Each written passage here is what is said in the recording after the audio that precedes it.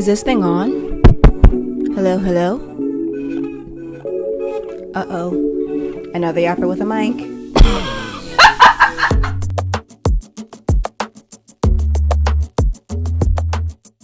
Hello, everyone, and welcome back to the Napkin in Between podcast. I am your host, Dejanay Jones. I hope everyone is having a good week, except for that orange drink lady. Of course. I missed you guys last week. It's always so weird. This is only the second time that I've missed a week in the podcast since December when I started it. And I swear, every time I don't upload an episode, I always feel so weird. Like, because I have nothing to edit that week. I don't see your guys' comments or whatever on the podcast or anything like that. And so it's always just so, like, funky to me. Like, I feel like it's like, I don't know. What do they say? It takes like 21 days to form a habit or something. And so I feel like it's been embedded into my routine now to like film and edit and, you know, get the podcast ready for the week. And so when I don't have that to do during the week, I'm just like kind of twiddling my thumb. I will say this past time was a little bit different. The reason I didn't upload a podcast was, number one, my family was visiting me in New York City, which was absolutely the peak of my week. I always love when I get to spend time with family, and it's kind of few and far between now because all of my family lives in Atlanta. Or not all of my family, but like my mom and my nephews, who are like the closest to me in my family, they live in Atlanta, and so I live in New York City now. So when I lived in Atlanta, of course, I was seeing them all the time, but now that I live in New York City, it's a little bit harder. We have to book flights and all that stuff. So it's always nice when I get to see them.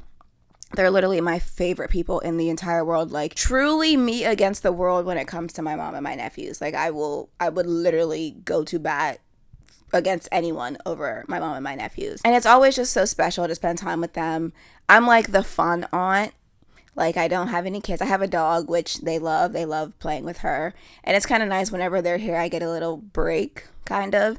Because anytime I, like, want to take her out after feed her, they're like, can I do it? Can I do it? Can I walk her? Can I feed her? And I'm like, you know what? Go right ahead. Do you? And it's so funny. My youngest nephew, who is 5, we were talking, and he's like, you know, I watch your podcast. And I'm like, oh, Lord. Like part of me loves it because I feel like I talk about important things, but I don't really talk about them in a kid-friendly way. So I'm like, what do you be learning? What do you be hearing me say? And then they're like, you know, like, let's make a TikTok, or let's do this, or let's do that. Like, they're literally like my biggest supporters and my biggest fans. And, you know, they want to be just doing things with me, which is really important to me too. Really special, because if they would have asked me that like a year and a half ago, if they would have told me like, oh, I watch your podcast, or I want to make a TikTok with you, that would have freaked me the fuck out. When I first started content creation, thinking about people that I know, like, watching my videos or whatever, literally, when I first started content creation, I blocked everyone that I knew in real life, including my mom. Like, everyone was blocked because I didn't want anyone to see what I was doing.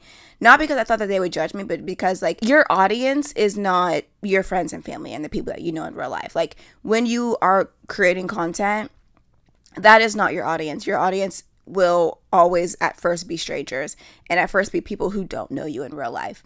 And I just felt like, I don't really know how to explain it, but it was just like, I just didn't want them to see. It wasn't that I felt like they were going to judge me or anything like that, but I was just like, I just didn't want them to see. So I had blocked everybody.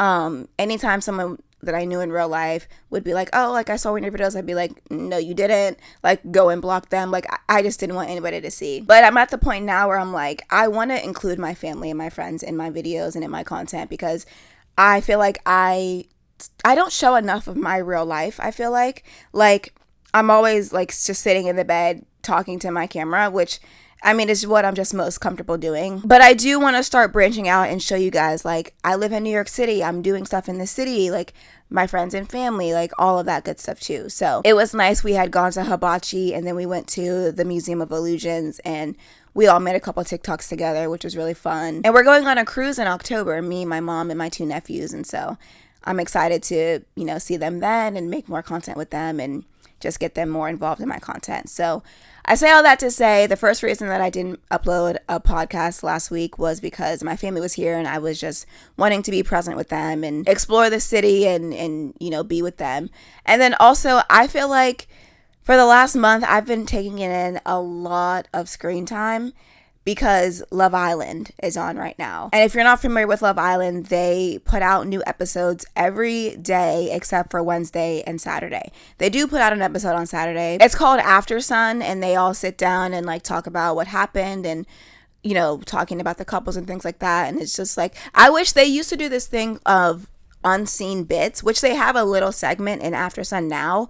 But before they had the After Sun, they would do unseen bits. I wish that we could see more of that because I want to see more of like the Islanders' personalities. You know what I mean? Like I want to see how they interact with each other and the fun things that they do, the things that they say. Like I just want to see more of them. So I don't ever watch the After Sun. But I have been obviously watching the entire season of Love Island, and I'm doing recaps after every episode and things like that. And it's just a lot. Watching a show for 5 days a week is a lot.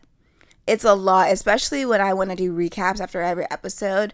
I'm watching the show, but I'm also taking notes and I'm pausing and I have to rewind so I can make sure, you know, I say everything that I want to say. And then, mind you, I still like leave things out unintentionally that I wanted to say. But anyway, I feel like I'm doing a lot of like screen time. And so I was like, I didn't plan last week very well with my family coming and then also feeling like I'm just watching a lot of TV or like looking at a screen a lot. So there was no episode. But Love Island is coming to a close. The finale is today. I guess I'm not today as what I'm filming, but today when this podcast is uploaded, it'll be out later today. And I wanted to share my thoughts about this season and the Islanders. And when I say the season and the Islanders, I mainly mean Nicolandria because like, I really am a lover girl. I'm a hopeless romantic. I hate men, right? Like two things can't be very, very true at once. I hate men. I hate for them to be around me. I hate for them to be in my vicinity. And by vicinity, I mean within 3,000 miles of me. But at the same time, like I love love and I love relationships and I love, you know, I love the idea of love. I don't love like the practice of it. Do you know what I mean? Like I would love to have a relationship. But at the same time, like, I hate talking to men. I hate going on dates. I hate the process of it. Like, I want God to just deliver the man that I'm supposed to be with to my front door with, like, a little, like, Post-it or something. And just be like, this is your husband. Have fun. Like, I just hate the idea, especially in today's world with, like, online dating. Like, I would love to meet someone organically or just, like, in the wild, you know? But I just also... like, I leave my house some, but I don't leave my house a lot. So, I don't really know how that's going to work. And also, like, even I know myself, and even if I did leave my house more and did do more stuff, and a man approached me, I would run away kicking and screaming. Like, I can't with men. I love the idea of a relationship, but I hate the practice of getting into one. And I knew from episode 1, I knew Nicolandria was going to be a thing. And I hate that, like, there's like a week left of the show and we're finally getting Nicolandria. And I'm like, I wish y'all would have tried earlier. But I absolutely understand, like, why it didn't happen. Because when it comes to a woman like Olandria, we have to remember a couple things. Number one, she is the oldest daughter, oldest child in a single parent household. She was raised by a single mom. And knowing that information about her explains so much about her to me. Never mind the fact that she is a dark-skinned black woman. Never mind the fact that she, you know, grew up in Alabama. Like, all of this together tells me so much about her. And it explains to me so much why she moved the way she moved in the villa. And she said it in a recent episode. She said, you know, her picking Nick finally was the first time that she felt like she had been selfish in the villa. And when it comes to a show like Love Island, like, yes, you make friendships and, you know, you create bonds and different things like that.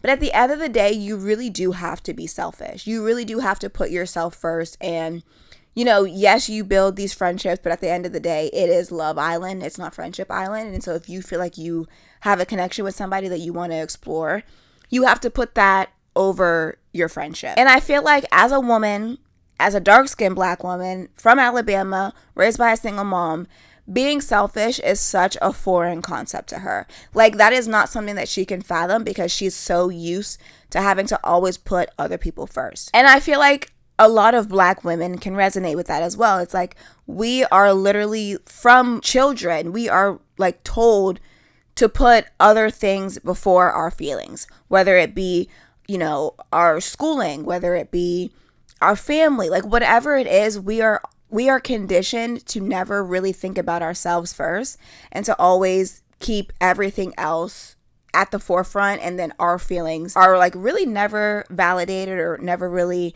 paid attention to, and different things like that. So the fact that it was so hard for her and it took her damn near the whole season to finally be like, I'm actually going to put myself first. I hate that for her because number one, it's like, I really want Black women to be selfish, and I think that we deserve to be selfish.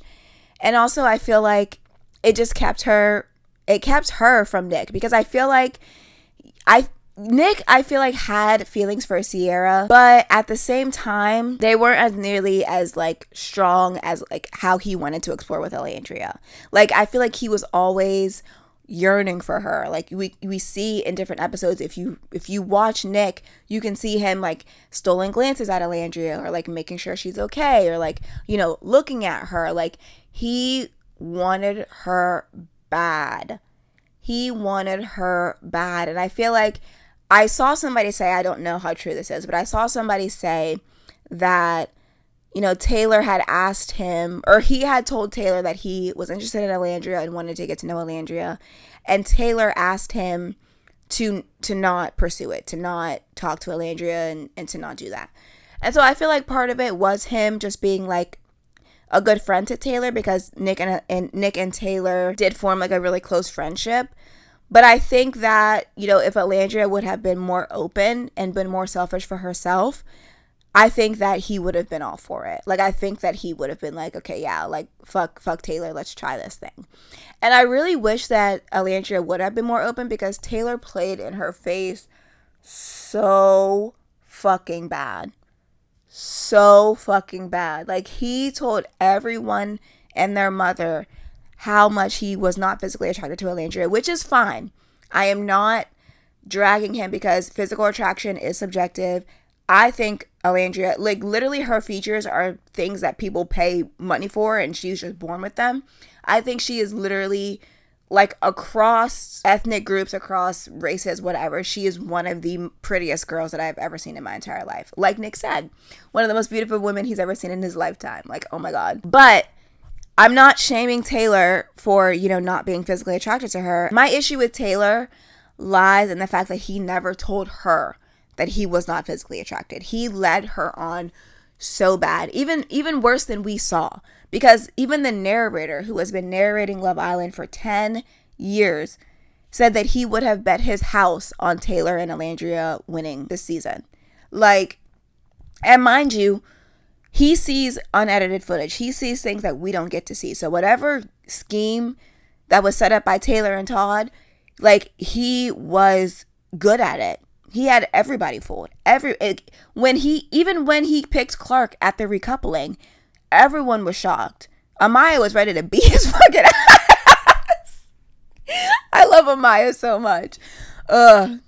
She needs to work on not cutting people off, but she never said she was perfect. She never said she didn't have any flaws. So anyway, but I feel like Olandria was so set on Taylor. I feel like this was for a couple of reasons. Number one, again, whatever he was doing to her to make her feel like, he was choosing her and like it was going to be her in the end, like, he did that. Whatever scheme him and Todd set up, it was working.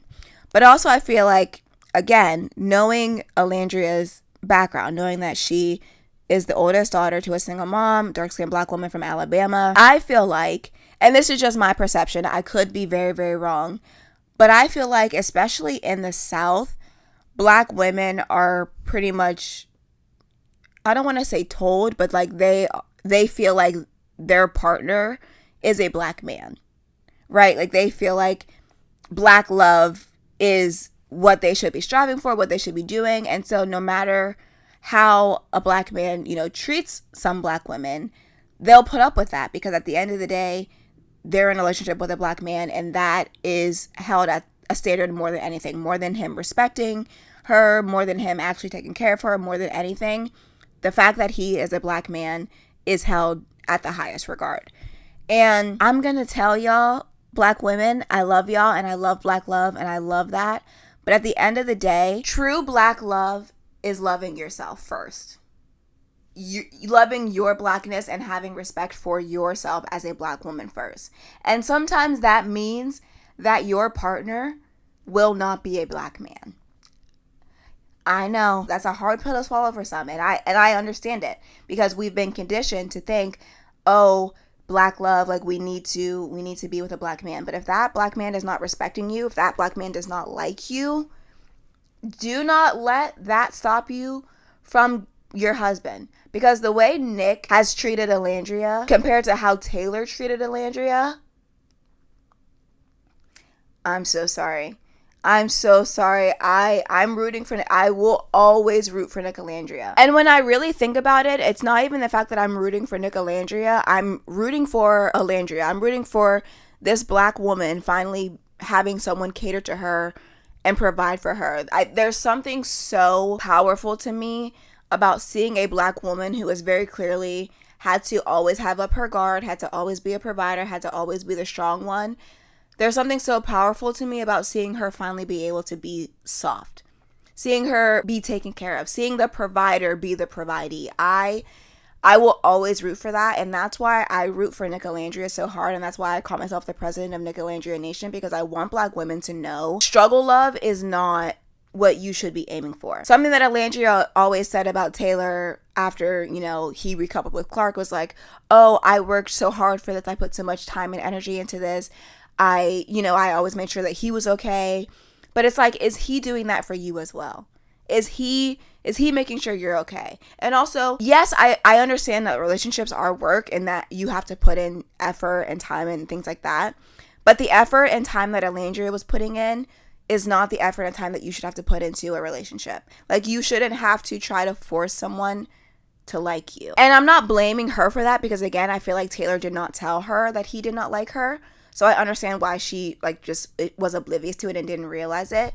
But it's like, looking from the outside in, we could see that she was working for him to like her and he just didn't. And that's not work that you should have to put into a relationship. When it comes to Nic, she never had to try. She literally just sat there all season, and we literally watched this man yearn for her. We've literally seen this man tell her, whatever you decide, like, I just want to be in your presence.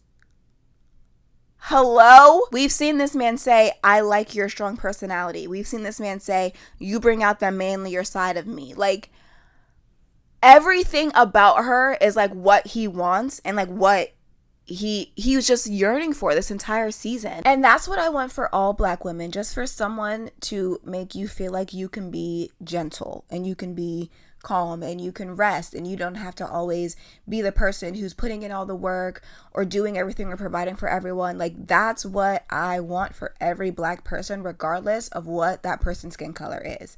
And if that means that you have to date outside of our race and you have to date a white man or a Latino man, like whatever, just date someone who genuinely who likes you.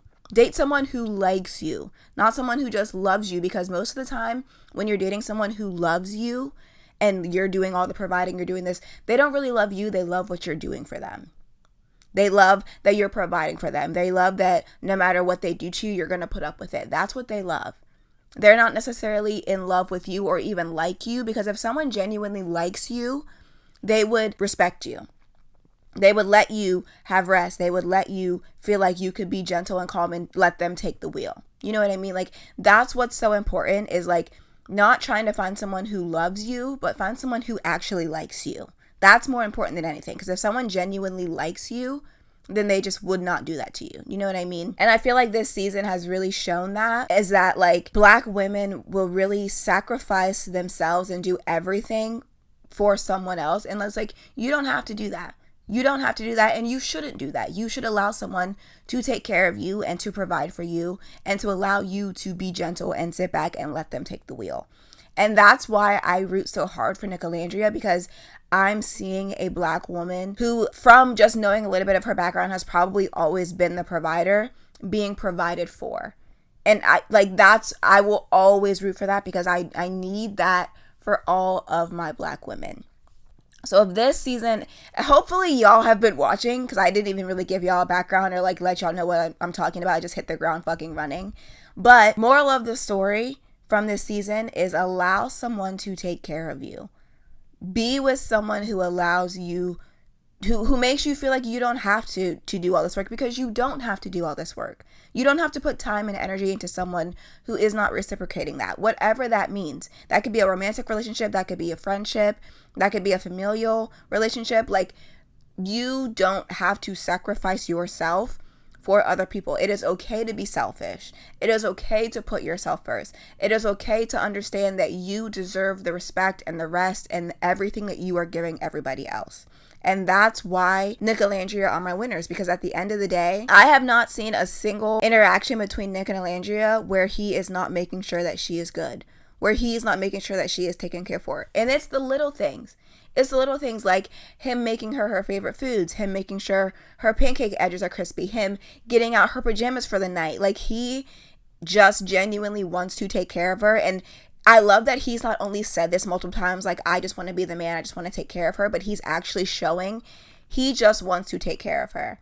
And that's why, like, I love them. I love them. And I hope that she will tap more into that and get out of her mind, because I feel like there was a point where she had asked Shelly, after, like, her and Nic were talking, she asked Shelly, like, does it look natural?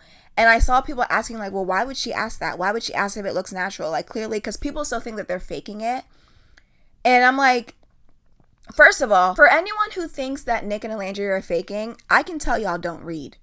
Y'all do not read romance novels, friends to lovers things, or if you've seen a rom-com and it's the friends to lovers trope, you didn't actually understand the movie. Because this is a classic friends to lovers trope. Episodes 1 through 20 is them building that friendship foundation. Episode 21 was where they were like, wait, do we like each other? Do we have feelings for one another? Let's try that out. Episodes 22 to like 30, I think it is, 30, 29, is them being like, no, we don't have feelings for each other. We're just friends. Which made no fucking sense to me, because we had always seen Nic and Olandria, like, in little clips of like them talking, or like them being around each other, Nic picking Olandria for a challenge, whatever. In episodes 22 to like, I think it's 29 or 30, they're avoiding each other. We barely see them. And first of all, if y'all are just friends, why the fuck are y'all avoiding each other? Second of all, why the fuck is this villa in such disarray? It was in disarray because they weren't speaking, because they both the men and the women who have been dumped from the villa have said, or even when Olandria was being dumped and Nic was being dumped, people were saying like they were the glue that held everyone together. So the fact that they were not speaking, or they were avoiding each other because they're just friends, and the whole villa was like up in fucking flames, yeah, it's because my parents are like, I didn't grow up in a two-parent household, but for people who did, when your parents are fighting and you know your parents are fighting, like, that shit is, that it throws off the entire dynamic of the house. That was how it was in the villa.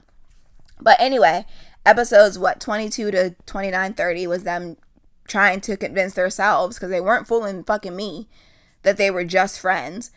And then what we see from episode 29, 30 to now is them being like, okay, like, we're actually not friends, and we actually are attracted to one another, and we have an emotional connection, so let's nurture that.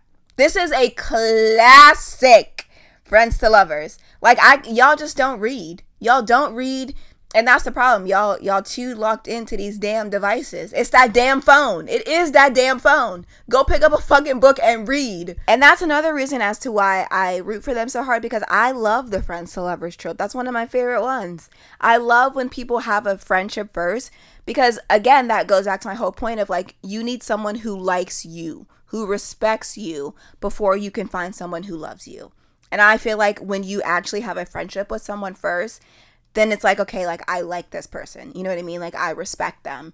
And then you can build more onto that. So that, coupled up with the fact that Nic is genuinely, like, just taking care of her, they're my winners. They're my winners. And I need, like, I just love seeing a Black woman being taken care for. Because we don't get that a lot. It's always, you know, people are always expecting us to do something for them. But it's like, what are you doing for me? Ask not what a Black woman can do for you. Ask what you could do for a Black woman. That's what I need everyone to live by. Because it's like, we're always asked to sacrifice ourselves. And we're always asked to, you know, disregard our feelings and put everything else first. And it's like, It's 2025. I need Black women to be selfish. I need y'all to be selfish with your time, with your energy, with literally everything.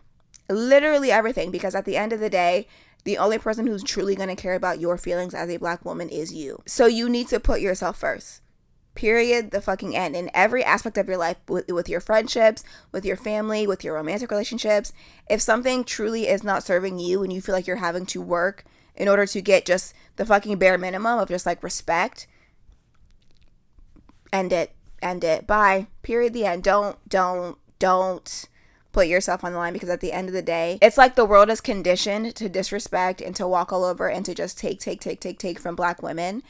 Be selfish. Allow yourself to be selfish. Allow yourself to put yourself first, because that is what we as Black women deserve. We deserve to put ourselves first. We deserve to think about ourselves. We deserve to be selfish. That is my hope for every Black woman, and that is my goal for myself, is just to live a more selfish life. And it's like, I say selfish, but at the end of the day, selfish when it comes to a Black woman is literally just giving herself the bare minimum, giving herself the same things that she gives everybody else. So it's not even really us being selfish. It's us just taking care of ourselves the way that we have been conditioned to take care of everything and everyone else. Like, that's crazy when you really think about it. It's not even us being selfish. It's just us wanting the bare minimum, wanting what we give to everybody else, what everyone else continuously takes from us but doesn't give to us in return. That's literally all we want as Black women. So it's time for us to do that. It's time for us to finally give ourselves the respect and the care and just everything that we have given quite literally the whole fucking world. So that is why I root so hard for Nicolandria. That is why they are my winners. But if they don't win, Shelly and Ace have to win. If anyone has done this process of Love Island how they're supposed to, it is Shelly and Ace. They have been into each other from the very beginning. They've had a connection. They've explored other connections. They've gone through things. They've communicated through those things. And they've always come back to each other stronger. And I just love seeing their connection. That is a Black love story that I can get behind, because Ace takes care of Shelly. Even when they were fighting, he was still coming to her with her breakfast, with her flowers. He had a sour fuck look on his face, but he was still taking care of his girl. And that's what I love. Like, he likes Shelly.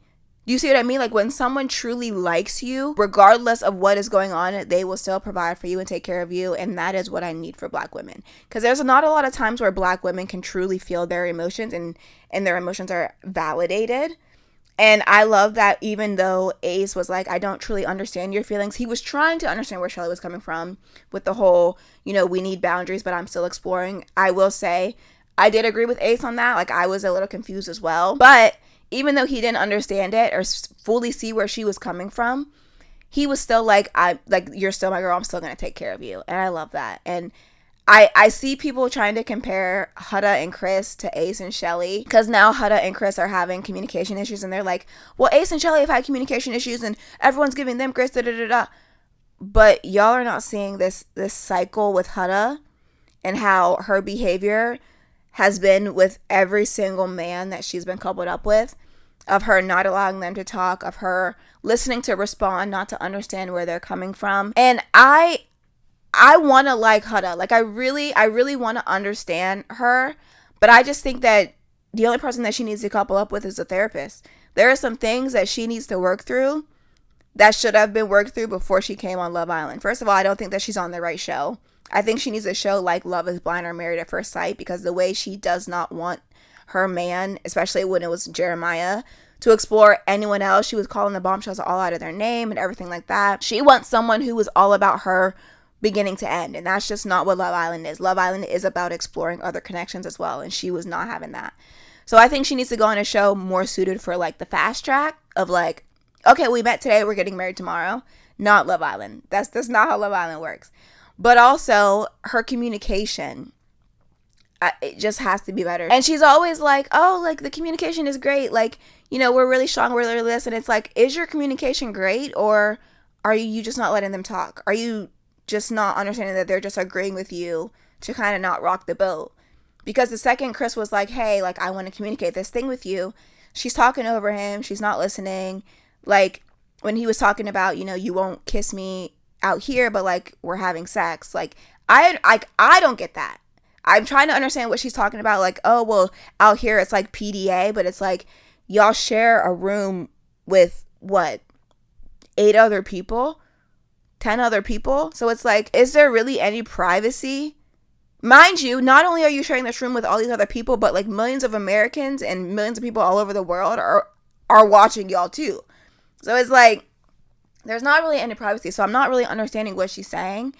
And I don't feel like she was understanding what Chris is saying because she kept interrupting him. Like, that's not a healthy relationship if you're not actually communicating, and then you're like, oh, our communication is great. Is your communication great, or are you just not really listening? And I feel like she's done that not only with Chris, but with like the girls as well. Like when her and Shelly got into it about whatever happened, because I feel like it was cut. Whatever she did in that challenge, we did not get to see.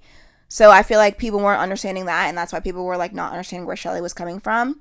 And also I feel like the people who understood Huda and Huda being like, oh, it's just a challenge, are male-centered. Y'all are male-centered because the argument that I saw is people being like, oh, well, why wasn't Shelly mad at Ace? Like, why she have all the smoke for Huda but none for Ace? So, a couple things. First of all, Shelly was upset with Ace, and she said that to Ace. Did it take her a day or so to understand that she was also upset with Ace? Yeah. Am I going to be mad at her for that? No, because God forbid a girl needs to regulate her fucking emotions and understand how she feels in a situation that literally just happened to her in an environment where she gets 2 to 3 hours of sleep a night and is like constantly on go. Like, they purposely manipulate their emotions. They keep them like quarantined for like 2 weeks before they even go into the villa. They have no connection with the outside world. They don't even know what time of day it is because their phones, like nothing has the time on it. Their sleep schedules are all out of whack. Like, of course her emotions are going to be heightened and also maybe all over the place because of the environment that she's in. But also, the reason she was upset with Huda first and more upset with Huda is because it was about the principle. It was about their friendship. It had nothing to do with Ace. Shelly had never had an issue with Ace doing a challenge the entire season. The only person who had an issue with anybody doing a challenge was Huda. So that should tell you that it wasn't the fact that it was a challenge. It was the fact that Huda asked for respect when it was her and Jeremiah, and Shelly gave her that respect. But then when it was Shelly's turn for that respect, Huda did not do that. It was the principle of their friendship. It was you asked me to do this thing and I did it for you, but now that it's my turn, you're not doing it. And I'm seeing people being like, okay, well, Shelly didn't communicate that. Does Shelly really need to tell her friend that she expects the same respect that her friend wants from her? Is that something that Shelly really had to articulate and say to her? Like, can we be serious? Like, if I have a rule in my house for my friends, like, oh, when you come to my house, take your shoes off at the front door.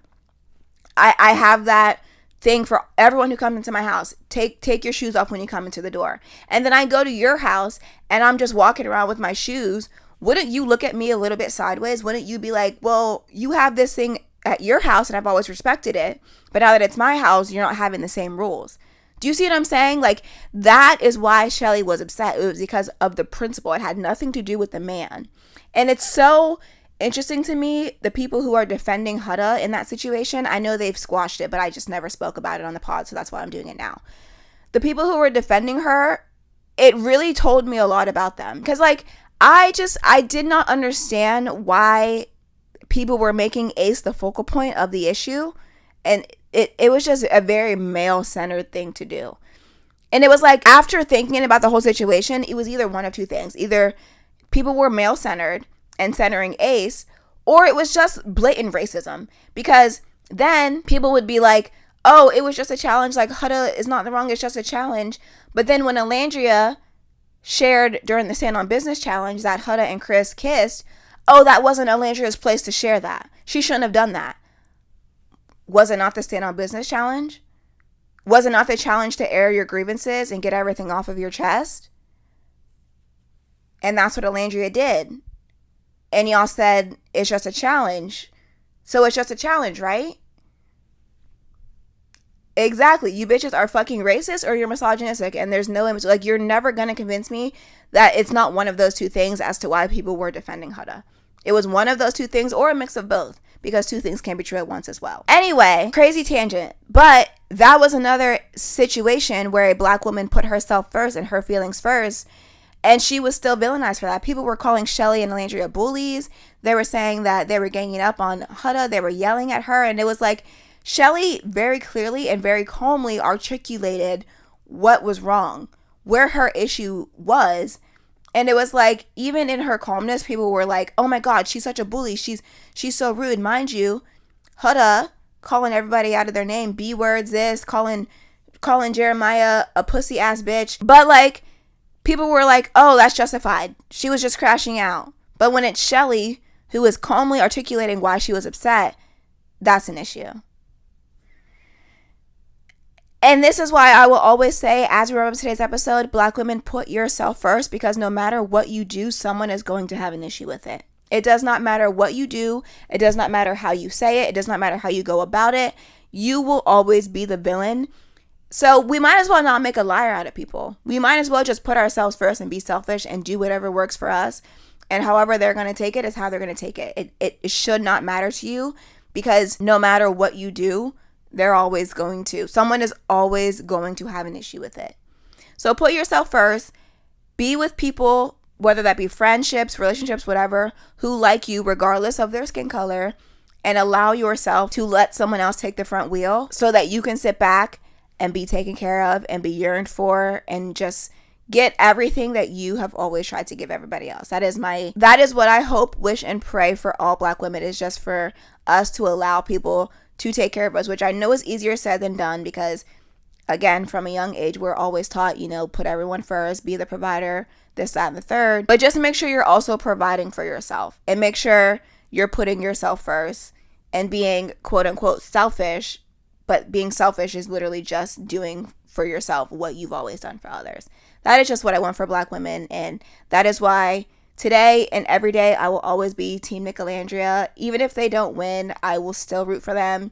I need them to add them to the Beyond the Villa cast, because I need to see more of them. Because the fact that we were robbed all season of them exploring and seeing their connection, that makes me so sad. As of right now, when I'm filming this, we don't know the outcome. The outcome will come out a little bit later after this is uploaded on Sunday.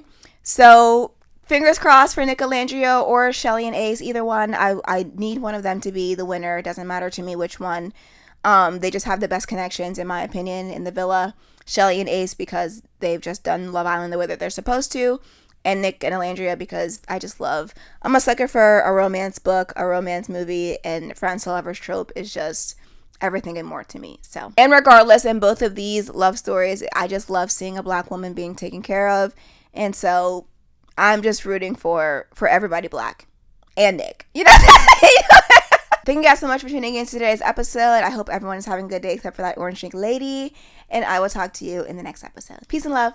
Talk to you later. The Napkin in Between, hosted by Dejanay Jones, produced by Dejanay Jones, post-production by Dejanay Jones, music by Sam Champagne, and graphics by Isma Vidal. Don't forget to like and subscribe. See you next episode.